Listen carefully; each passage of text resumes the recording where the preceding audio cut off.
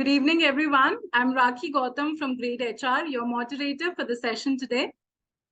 I welcome you all today to our 61st Ask the Expert webinar, Parichay. The topic for today is navigating the talent skills gap, strategic actions that organizations can implement. Now, before I dive into the topic, let's do a little housekeeping on how the session goes. So the session is divided into two parts. The first part will be the discussion with our expert today, which will then be followed by an audience Q&A. So I can say audience Q&A is where time is all yours, dear attendees. You can start putting across your questions and we will take them up towards the end. Also, the session is currently being recorded. So if you happen to miss out on anything, do not worry at all. We've got you covered. We will share the recording with you once it is done. And also, this Parichay webinar recording will be available on our greytHR YouTube official channel. So you can always go there and watch it later. Okay, now without any further delay, I think we can start the discussion. In today's rapidly evolving landscape, the gap between the skills employees possess and the skills required by businesses is widening. Today, we will delve into actionable strategies that organizations can employ to bridge this divide. Our expert speaker, Mr. Gautam Duggal, Director, Global Talent Management and Learning at Mastercard, will help us decode the challenges posed by the talent skills gap, shed light on its implications, and provide a comprehensive roadmap for us to help organizations proactively address this issue. Now, before we start with our Q&A round, let me take you all through our speaker's profile. Currently serving as Director, Global Talent Management and Learning at Mastercard, Gautam is responsible for driving performance management, career development, talent assessment strategy, high potential programs, learning and development, and employee engagement initiatives for 5,000 employees across 52 countries. Through his experience of almost 2 decades, he has managed APAC regional teams and administered over 75 talent development interventions across all regions. So I think I can say it for all that we've gotten the absolute perfect person for this webinar with us today. Thank you so much, Gautam, for joining us, and we're very excited to have this discussion with you. The pleasure is all mine. Thank you so much for inviting me. And just to set the context, I am actually not related to Rakhi. It's a coincidence that our names match, right? So there's no push and pull there. But it's a pleasure to be here. And like Rakhi said, I'll try and share whatever I've done so far and I've seen organizations do. But that's not the complete answer. So if you have questions, you want to discuss more, use the Q&A section. So with that, Rakhi, back to you. Let's get this started. Thank you, Gautam. Thank you so much for setting the context. And to start the discussion before, we would like to have a poll question for all of you. Can we have a poll, please? Okay, so I hope you all can see the question. You can choose either yes or no to this answer. We would want maximum participation here to also understand the kind of strategies your organizations are implementing to actively address this talent skills gap, yes or no?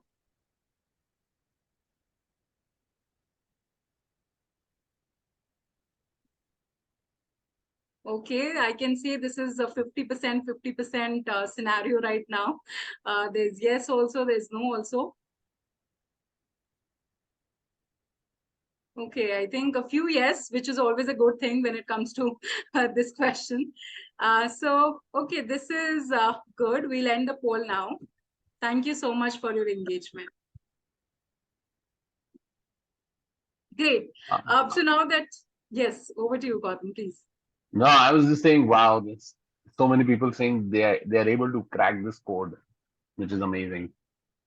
Yes, I think when employees say themselves that organizations are doing implementing strategies that can help in overall growth of the employee, it's always a good thing. Okay, let's start with the discussion. I think we've already set the context for today. Gautam, to start off, let's start with the basics. Help us understand some key indicators that organizations should watch out for to identify the existence of a talent skills gap within their workforce. So there are a lot of indicators. There's not just one. And it doesn't have to be the job of HR to actually figure this out. As an employee, you can easily see the trend. I think I will talk about something which is most commonly, used in sharing how good the organization is doing. It's about the turnover rates. If you have a high turnover rate, right, it's a clear indication of your people are not able to meet the job requirement. Hence, there is unhappiness at certain level, and they're looking for better, greener pastures. Right. That's my first indicator. If you have a high turnover rate, I agree there were different years and people reacted differently to job offers. But think about this: if somebody is highly engaged at their work, they know they're good at it. They have a clear line of sight of where their career is going. They might not take that 50% hike. They may not take, right? So there is that element. But somebody who understands that there is no career growth path, there is no career pathway ahead, is actively, looking out. So if there is a high turnover rate, it has a direct correlation back to the skills inventory. Either we are not investing enough in building those skills, or our people have those skills but we don't have enough opportunities. So that's something to be fixed.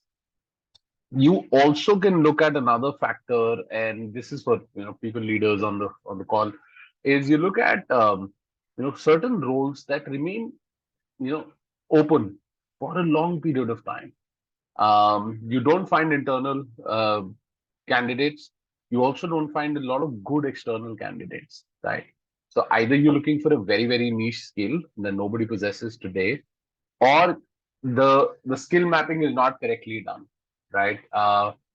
That's also an indicator of, while the skill mapping is there, are we giving people enough opportunities? Do they have these opportunities in the market to actually come up with this skill, right? If not, then obviously there's something to look after.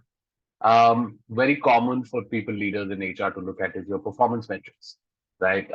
And we also do these skills assessments to figure out, okay, where do you stand on the stack of, are you good with this skill? What's your median score? Are you bad with this skill? And where do we need to focus? That's a good internal check, right? But you also have to look from an outside in perspective. Generally, we look at customer satisfaction scores. Is if you have people who are interacting with the customers, it's not just about the numbers that they're meeting, but what is the whole experience, right? They could just be beering with my team because I'm the only one offering that product today. If they were given a different choice, they would simply switch.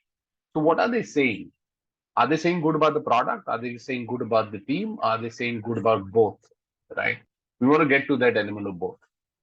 That's where people will also enjoy their work.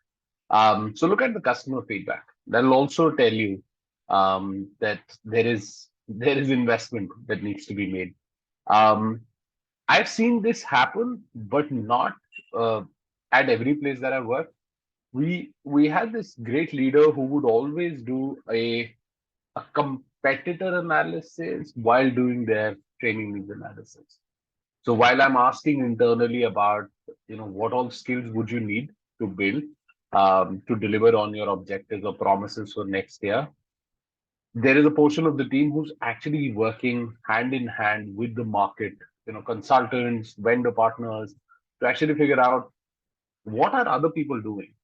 I don't need to necessarily simply copy what other people are doing, but give me a better idea of what's available in the market today.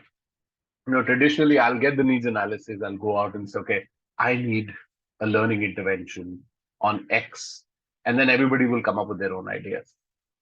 What if I'm doing this on an ongoing basis, right? I have a bunch of ideas before I even step out. And how do I get those ideas? Is through vendor analysis, competition analysis, just checking what they're doing. I don't necessarily have to copy. We all do employee satisfaction surveys. They tell us, what's missing. That's the hard truth. A lot of leaders only look at the data points. They only look at the big ticket item that will solve for a larger purpose. But then how about the smaller ticket items? Because you might have a hypo who's performing extremely well, but their need is not as big as the need of the organization. They will start checking out. It becomes a integrated responsibility. It just cannot be, I've heard about this skill. Let me deploy this learning intervention. Let me deploy this education, or let me deploy this upskilling. And people will go after it. And I think in the times today, one of the biggest factors that I look at is how much investment is the business making? What is the budget allocation? Because that shows you the seriousness. While everybody wants something great to happen, what is the investment that the business is doing? Because in the long haul, that will come into play. Otherwise, you'll keep, reprioritizing things given the small budget. And while you had these big plans at the beginning of the year, at the end of the year, you would have only done few things, which will not have such a big impact. So those are some, very generic indicators that you will look at. Thank you so much, Gautam, for that. I think not really generic, but yeah, I can understand, because what happens when we talk about talent skills gap, we never really think about these, factors that you brought in. We generally say, okay, that person is not skilled or he has limited experience. So we leave it to that. But when we analyze it in a 360 manner and we take in everything from performance feedback to the customer satisfaction scores to the turnover rate, we understand, we get a comprehensive idea as to what is working for us, what is not working for us, and then we plan things accordingly. So thank you so much for setting the context and sharing these insights with us. Moving to my next question, which is we talk about talent skills gap, but do you think that it can vary across different industries? Given that we have already discussed some factors, but how it can vary for different industries. Also, if it varies, are there any universal strategies that can organizations, implement regardless from their industry they are from? See, your core competences in each industry is going to be very different, from a banking to a consulting to a financial tech to manufacturing, healthcare. Your core competencies will change, right? So the healthcare professional would not be a real great fit at a retail store, right? Somebody who's a care provider will not do justice in selling retail, in a clothing shop. So those core skills definitely change. And I think the industry has evolved such that you do get the core skills, right? Just before you start the job or when you are starting the job, you have an understanding of the core skills. You may not be 100 on 100 on that, but it's there. What changes is the experience that the individual goes through while obtaining these skills, right? Some people might just simply learn on the job. Some people might go through a very formal learning journey and then get onto the job. Some people might have been lucky enough to go to institutions that had tie-ups with corporates, and those corporates are providing sort of a breeding ground in these educational institutions to learn the skill and then they get absorbed. Could be various factors that comes into play. But what I do see happening very well across different industries is everybody has gotten into this mode of let's keep a continuous learning culture, right? Let's not make learning an event which happens once or twice in a year, right? Let's keep talking about learning. And to my surprise and happiness, learning is not restricted to a training program anymore, right? Because when I started this journey of mine, the moment it was training, the only image everybody had was you will go sit in a room for 6, 7 hours, you will make a few notes on a notepad, and checkbox activity saying, okay, I'm done with this training. Now you could learn a skill in multiple ways, right? You could watch videos, you could speak to people, you could get mentored, you could actually go in and do, small projects. You could attend a training, that's still available, but you could do it in multiple different ways, right? Um, the organizations that promote that will reap the benefits. If you're not seeing it today, it'll start coming in a couple of years. Um, we also recommend, one strategy that works very well is if you're looking for niche skills, you will have to, you know, partner up with certain institutions who could not only do research and development for you, and I'm talking about educational institutions, but they will also become those breeding grounds for people, right? And you could be somebody who's actually, now creating the next age workforce, because you have, let's say, a tie-up with IITs who are doing a specific program or who are doing a specific internship which caters to the market that you serve, right? So there's nothing wrong in doing that. That's another way of using talent.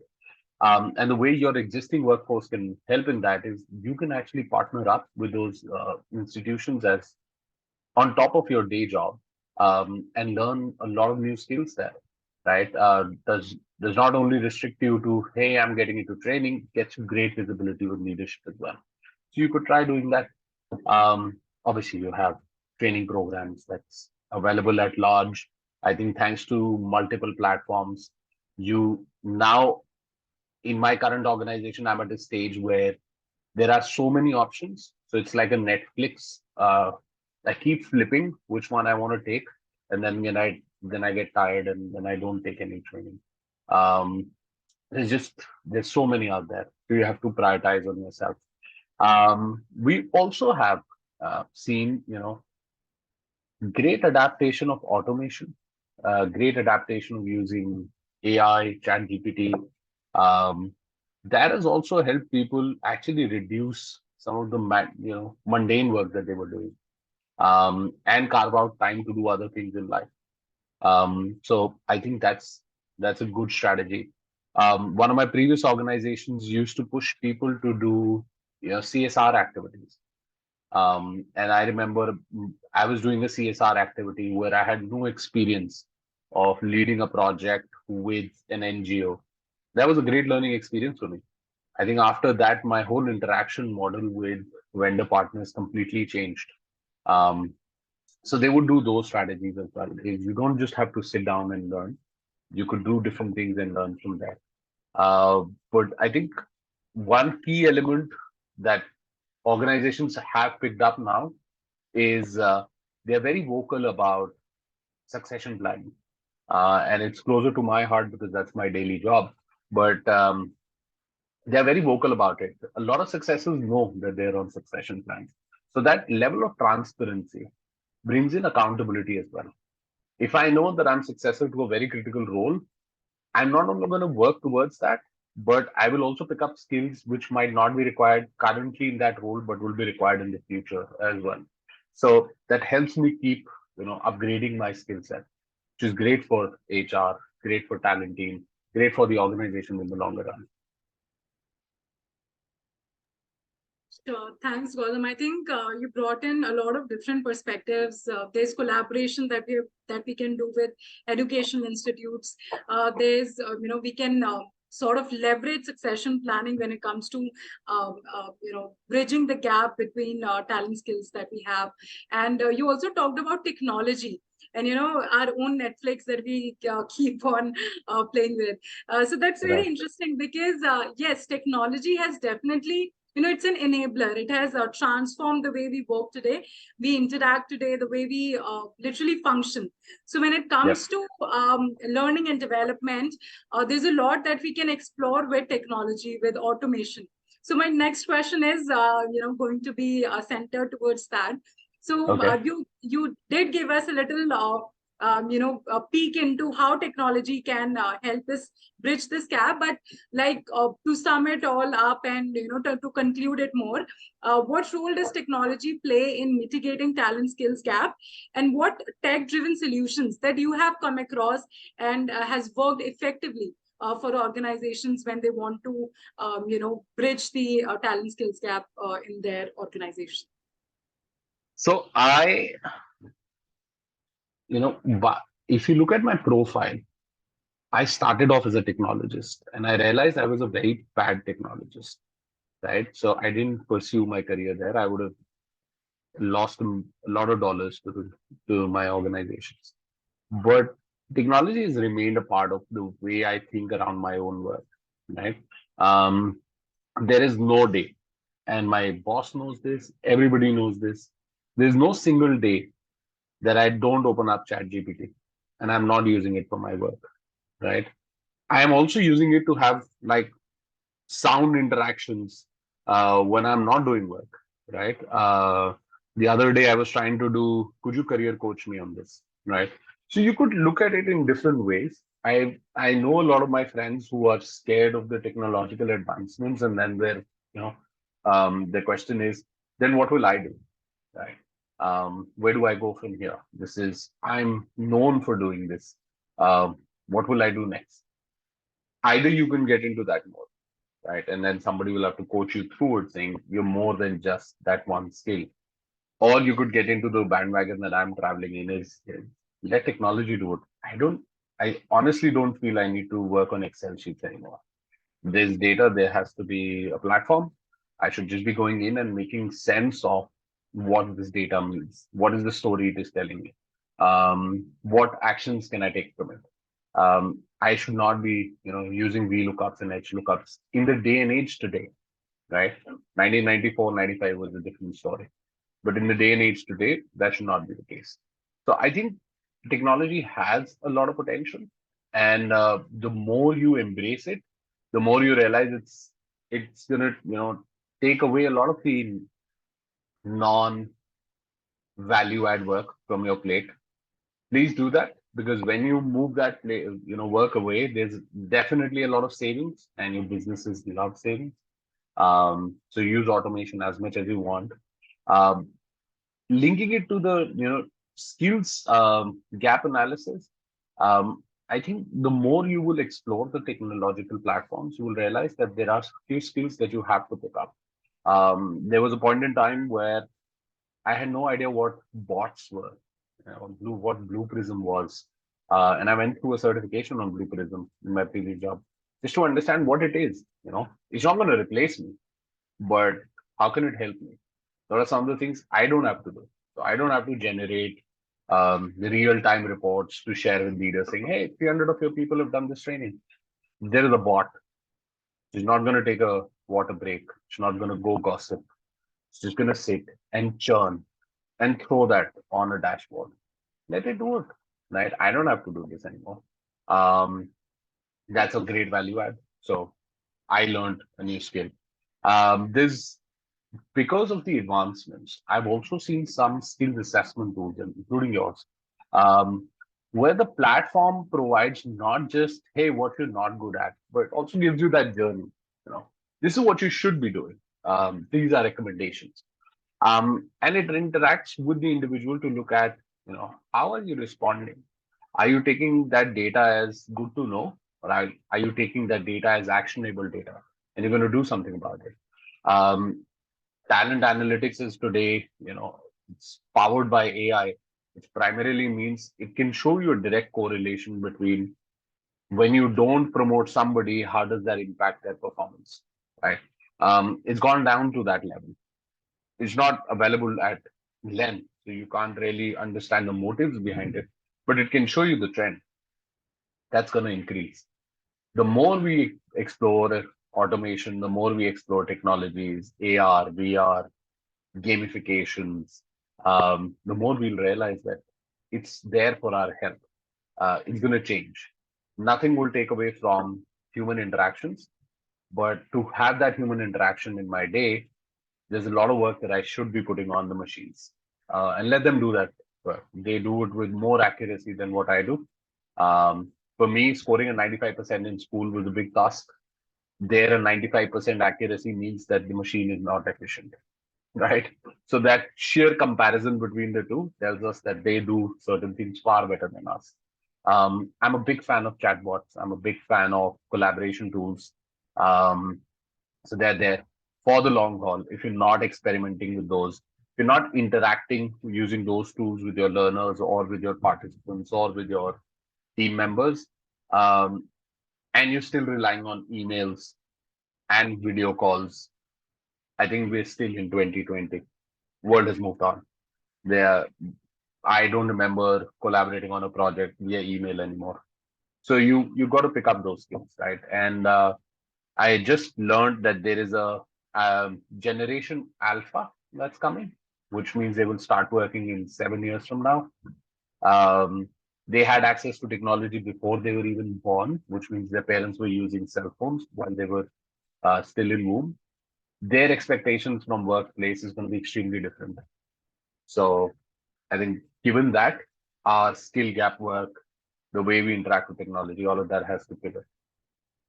Definitely. I personally like this, response a lot better because there's a lot that we say that technology has definitely post-pandemic has transformed the way we work today. And until we are using technology, we will be, left behind in the race. So it's important that we know how to use technology and how to use it effectively. There are tools and technologies available, but then we don't realize, okay, it just says that, I'm not from an IT background, I'm not an engineer, so how Right. does this on me? That mindset, I think, has to change because even if I'm a marketing person, there's a lot that I can explore with something like a chat GPT, right? There's a lot that I can do. There's a report that I can just literally copy paste and it will give me those analysis, which would Yep. have taken me like 2 hours, 3 hours to do. So technology is helping us, save our time. A lot of the work that you say, non-value add work or something which is, something related to operations maybe can be done smoothly via technology. And also, Yep. I feel it's important that we don't shy away from using technology. It says that there has been a lot of conversations that okay, you will lose your creativity, or there's that doubt of credibility when it comes to things that we do through these tech solutions available these days. So I think it's just that we have to upskill ourselves with it. If back then, I think there was a time when computer was launched in India, I think there was a lot protest sort of from the teachers that, oh my God, no, students will Yep. just, use computers for their assignments and exams. So we cannot. But then today, everybody is using that. So I think it's True. important that we as an individual also realize that technology is here to help us only. We are at the end of the day, the charge is at our hands. The speed, the way we drive it is the help of, is through the help of technology. So thank you Agreed. so very much, Gautam, for such great insights. I think this gives us a lot to think about and to explore, that there are so many tools available and we can make everything interesting. Before, as you said, training used to be you just sitting in a closed room and there's a projector and we have to take notes and all of that. And today it's more interactive. In fact, even if I am not doing something with my other colleague, I could just be having a session with ChatGPT one-on-one, asking Agreed. ChatGPT to take my interview for this role. So it's interesting how technology has made things easier for us. It's just that we have to upskill ourselves with it. True. So thank you so much, Gautam. Moving to my next question. And in the meantime, I see we already are at 4:32. So if there are any questions from the audience, you can start putting across them in the Q&A option of the Zoom control panel, and we will take them up shortly. Okay, so we talked about technology, the role of technology when it comes to talent management, skill management. Now we know that skill, when we talk about skills or when we talk about anything in general, it's ever evolving. Something which is something which is even 3 months, old would be very old for us now because it's been Yep. 3 months. The lot of developments would have already been happened, right? Right. So how would you like, if there is an example that you can help us with to understand if any organization has already successfully transformed its talent development approach to align with the evolving skills approach landscape, or something that you would suggest that, okay, this is the strategy that you can implement through which you will be able to track and, be in like sync with the ever evolving landscape. So I'm not going to give credit to just one organization. I'm going to give credit to a lot. But because I work at Mastercard, I can share, some details of what we are trying to do. And then I've also worked at IBM, American Express. Everybody had their own sort of journey, right? Um, I think everybody has focused on one element, which is making people realize that your career is your responsibility. Okay. I'm here to support, right? And in that support also there is a gray area across organizations. Is what do you mean by that support? But I think the bottom line is people have to take ownership of their own career. Right? And no longer can you sit for another 3 years because that's a cycle that my team follows for a promotion. Uh, what if the cycle today changes to a 6 years? Would you invest another 3 years in it? Right. So you have to take action. Okay. And I'm not saying that you create unnecessary um, pressure for yourself saying, oh, because in one of these chat sessions somebody said you have to take action, so let me go and look for a job. Don't do that. Have like a long-term plan. Have where you want to be 5 years. And that's a very powerful question is to ask yourself is where do I want to be 5 years from now? In interviews I get this question a lot. So how do you see the next 5 years shaping? And I'm like, I don't know, but I know what I'm going to do. I don't know how the market will look, right? So that question has to be answered. And in order to answer that question, you have to take ownership of your career. A lot of companies which are successfully redesigning or transforming their talent development, talent management functions, they're putting the onus back on people and then trying to come in and support. They are successful, they're unsuccessful as well in that support function. That's where the whole flux of people leaving comes in. But that's the first part. And when you are focused on where you want to go, that means you're not only going to invest in your current role, but you want to try and excel it so that you accelerate your career journey, right?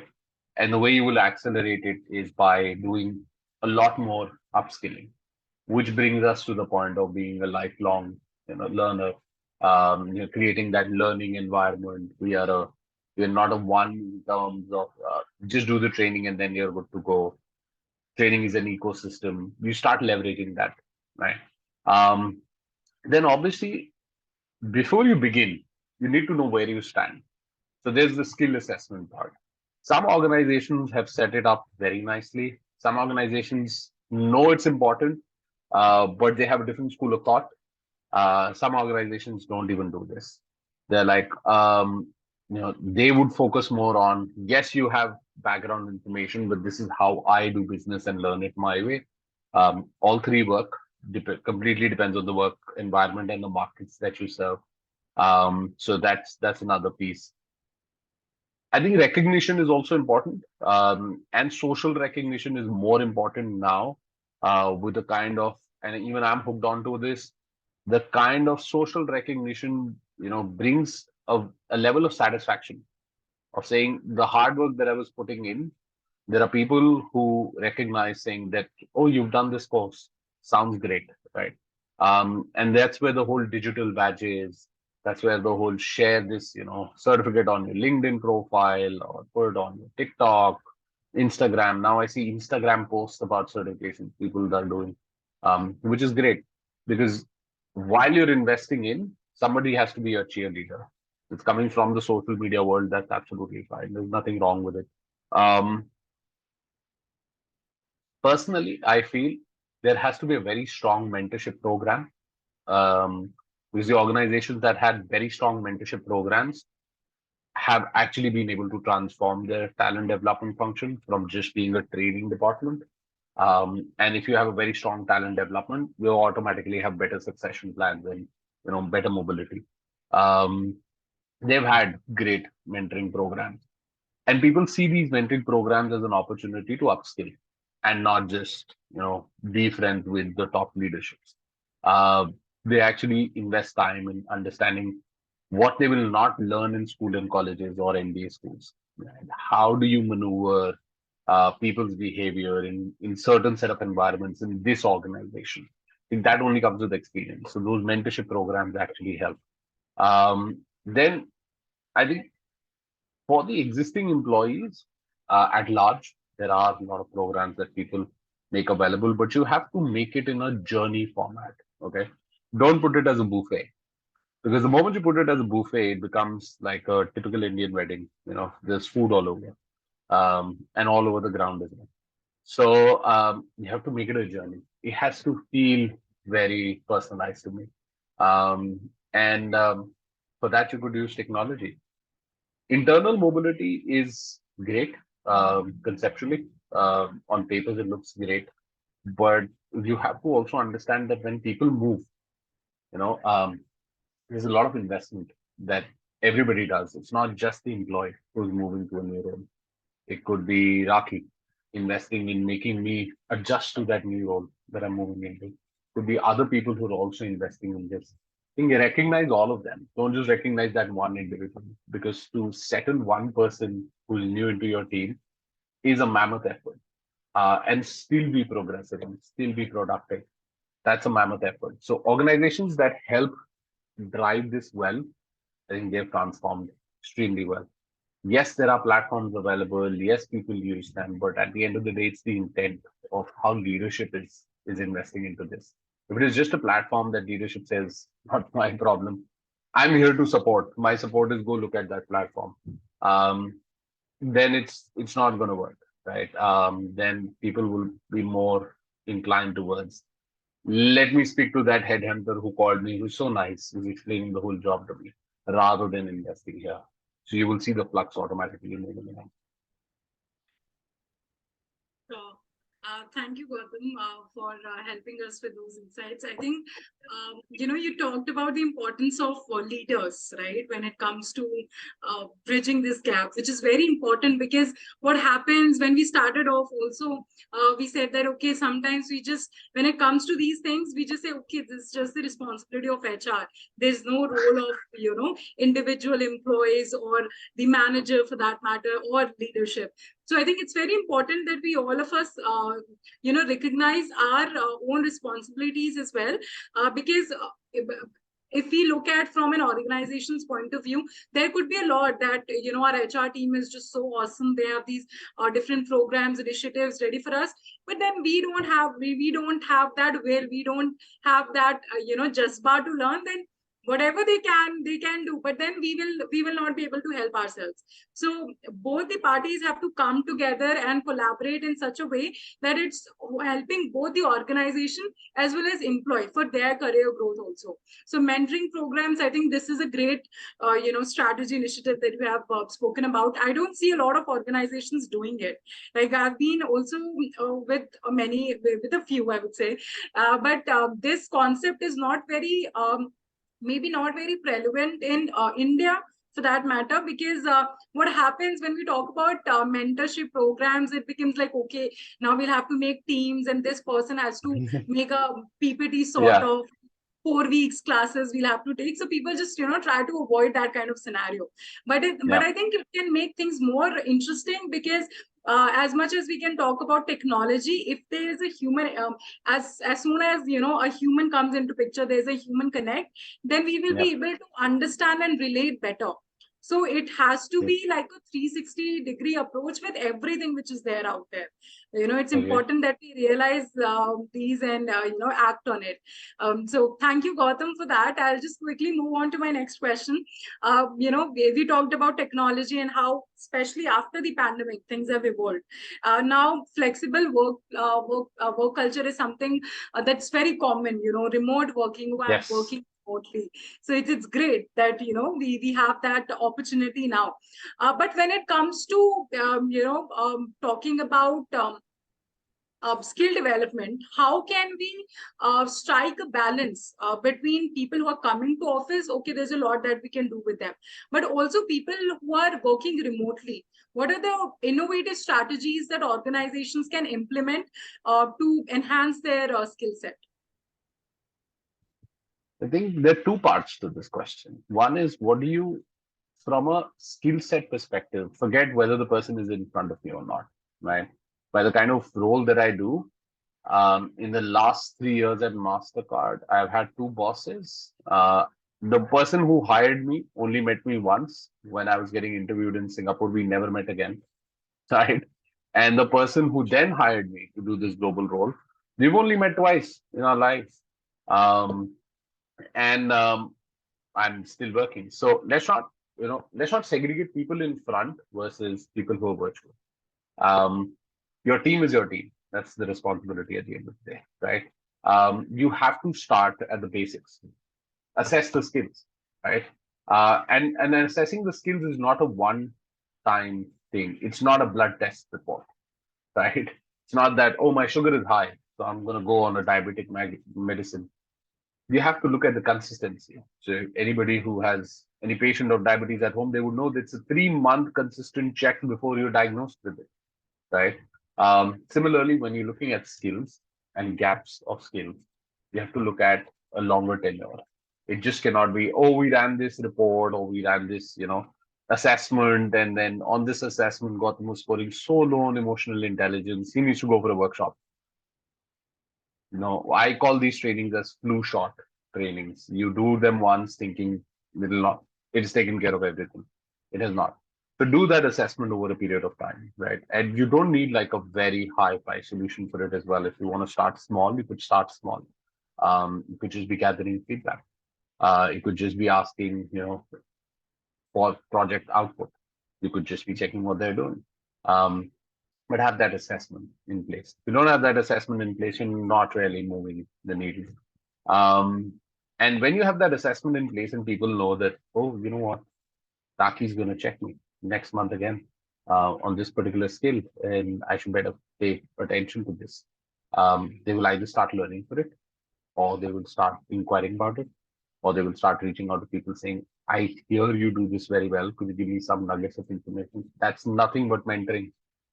Okay. Somebody walking up to someone else who's good at it and asking for help, it's a mentoring relationship. I've had a mentor who was born in 1998, no, 1999. She was great at cryptocurrencies. I had no idea how cryptocurrencies work. I walked up to her. I said, I need to learn cryptocurrencies and how wallets work. She explained it to me over 3 different calls, and I still consider her as my mentor. That's that relationship. Um, Once you have that built in, right, automatically you will see people who are doing well on certain criteria and people who are not. People who are not, you have to make sure that they get support, right? And it's not just always, oh, virtually. You get support because you're virtual. Let's get you support, in a different office, and you can have those Zoom calls. If that employee is virtual, they're already spending a lot of time on calls. So let's not add to that burden, because then training becomes an activity, right? And we don't want to keep it like that. You have to tailor it. You have to make it suit their work. If you're going to put me on a virtual setup, make sure you get me somebody who's an executive vice president. I would not probably get a chance to speak to this person, but you're giving me this opportunity to speak to them and learn that particular skill. Now, there is a hook. No matter how tired I am, I'm going to go join that call, right? And I'm going to spend time, and I'm going to, learn from that person. Um, so you have to make those smart, connections. Um, you also have to look at, what's available out in the market. Can this be a one-time thing? Or can I project it in a way that people see this skill as an important skill to grow and probably take over my job? Right. Um, I remember there was a point in time I learned about leadership looking at my leader. I would see him every day, the way he would react, the way he would behave. There were a lot of traits I would look at and say, this is exactly how I'll do it. There are a lot of traits I said, this is not how I will do it. Right? But that expectation being set. Today, the same thing happens. People look at us virtually, they look at our responses, whether in person or not, they're still gauging us. If you set the tone high, they will follow suit. But those are few things that people could do. And very important is the element of hybrid is here, not going away. People have realized this, that there's a lot of things I could do sitting at home, and take care of family. And work has become a part of life. I remember work was life at one point in time. So we were adjusted to it. Our training programs, our people leaders, our leadership teams have to acknowledge it. And then they have to come up with programs that work for not just the people who are in front of them. People who are in front of them getting all the opportunities, very short-lived. It is a very short-lived duration. Either you will lose the high potential who is virtual to a better job, or you will end up, biting your own shoe because you would always keep putting the people in front of you in every project or give them all the work, which will burn them out. So thanks, Gautam, for that. I think one key takeaway from that would be I think culture also plays a very important role when it comes to learning and development initiatives, or for a for any strategy that we are thinking of implementing when it comes to employee productivity or their career growth. So it's important that we also have good workplace culture, because when it comes to things like this, somebody who's because it's convenient for me to do a workshop with people with a leadership and people who are in office, then it's very inconvenient. It will work for me. Forget about virtual. Or you have to set it in Yeah. a way that it's working and benefiting both, the set of employees. So it's very important. I think culture also plays a key role in that. So thank you, Gautam, for that. And I think this Pleasure. has been an enlightening discussion. There's a lot that we have discussed, from identifying factors as to, okay, there's an existing talent skills gap or not, to various strategies that organizations can implement, the role of leadership, the role of technology, a lot that we can take from this conversation. So thank you so very much once again for joining us. I'll just take, Pleasure. we have two questions from the audience. I think we can take them up, and then, we can wrap up. Sure. Yeah, okay. So the first question I think we have discussed, but just if you want to maybe conclude it, top 3 strategies that you would recommend to upskill existing employees. I mean, do the skills assessment very first thing. Then obviously give them a skills path to work on, is from your current role to the next level. What will it take? You know, and they just don't need the skills names. You'll have to come up with a whole inventory. Is how, being effective, let's say time management in my current role versus the next role. What is that delta difference? If you can't explain it like that, then your skills inventory is going to fail. People will be extremely confused.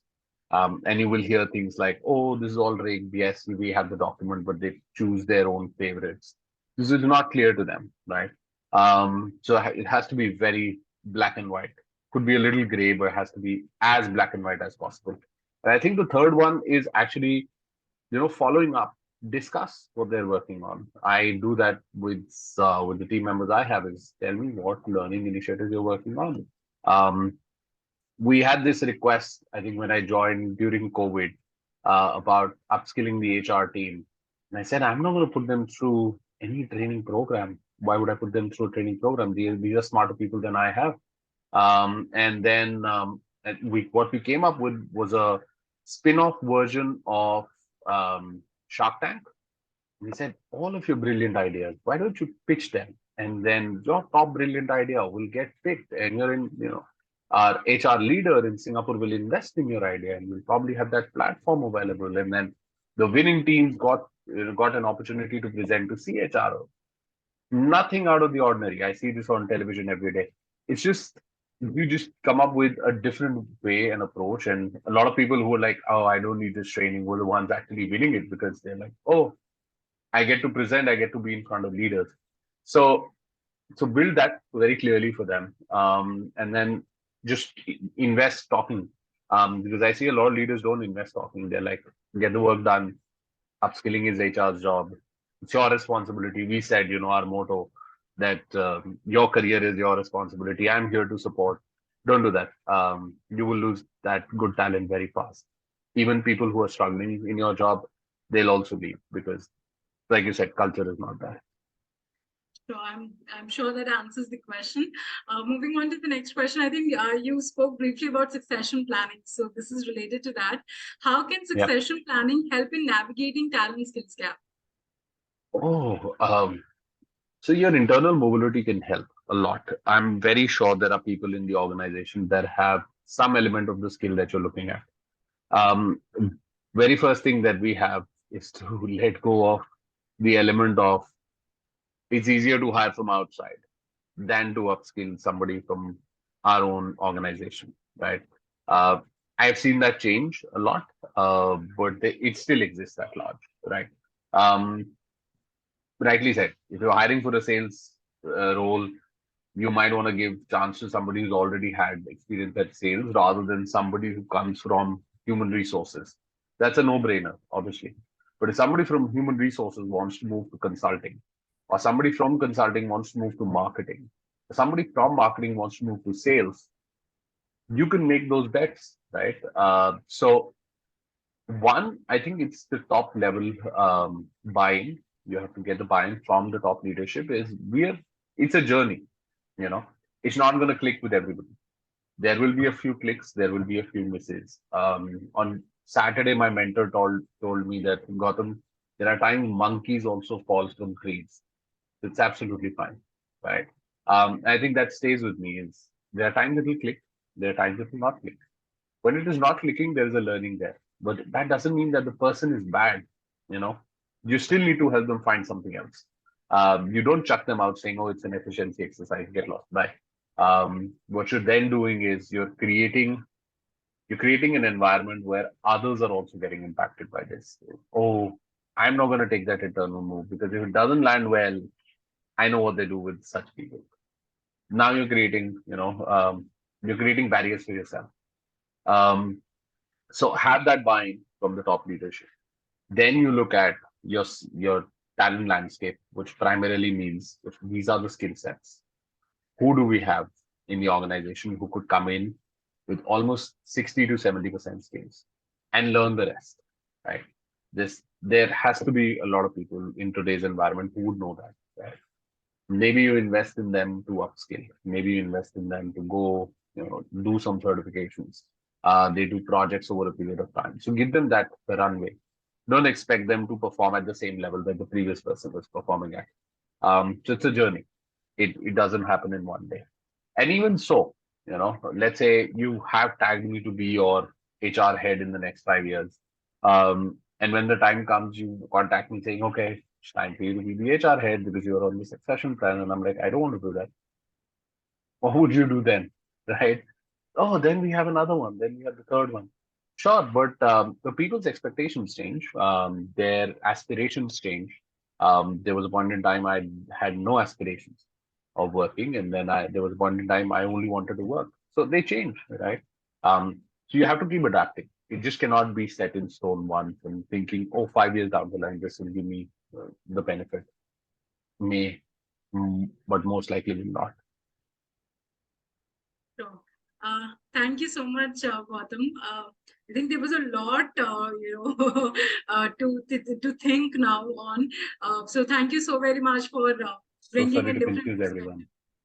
Yeah, I mean, this has been a really insightful discussion that we had today, and we talk when we say talent skills gap, a lot of us would associate it with when it comes to profile, it would be just HR, and when it comes to like okay strategizing and all, we just say okay this is something that L&D has to take care of, and the other department like my feedback that I give to my reportees, my performance management think that I will not consider that because it's just L&D. Maybe the L&D initiatives are not working. That is why we have such a huge talent skills gap.